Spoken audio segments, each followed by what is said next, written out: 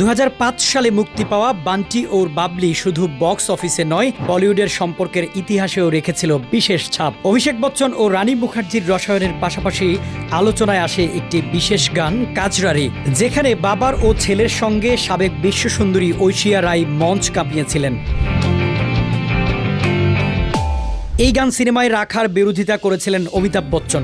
পরিচালক সাদ আলী সম্প্রতি এক সাক্ষাৎকারে জানান, অমিতজি বলেছিলেন এই গানের শুটিংয়ের দরকার নেই। এমনকি সিনেমার প্রযোজক যশ রাজ ফিল্মসও গানটি নিয়ে খুব আশাবাদী ছিলেন না, কিন্তু দৃঢ় বিশ্বাস থেকে সাদ আলী গানটি শুট করার সিদ্ধান্ত নেন। আলিশা চিনোয়ের কণ্ঠে কাজরারে গানটি একসময়ে হয়ে ওঠে সুপারহিট। পরিচালক জানান, এরপর গানটি যখন মুক্তি পেল এর জনপ্রিয়তা বাড়তে থাকে। এরপর একটি টিভি চ্যানেল দশকের সেরা গান আখ্যা দেয়া হয়। এরপর আমি অমিতজির কাছ থেকে মেসেজ পাই। তিনি আমায় লেখেন যে আমি দুঃখিত যে আমি এই গানটি নিয়ে সন্দেহ প্রকাশ করেছিলাম।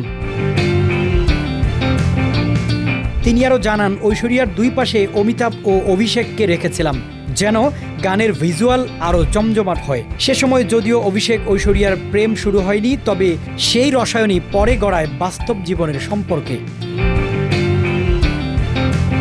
পরিচালক সাদ আলীর মতে কাজরারে গানটি অভিষেক ও ঐশ্বরিয়ার জীবনের মোড় ঘুরিয়ে দিয়েছিল। এখনও সেই গান বলিউড ইতিহাসে অন্যতম সেরা আইকনিক পারফরমেন্স হিসেবে বিবেচিত।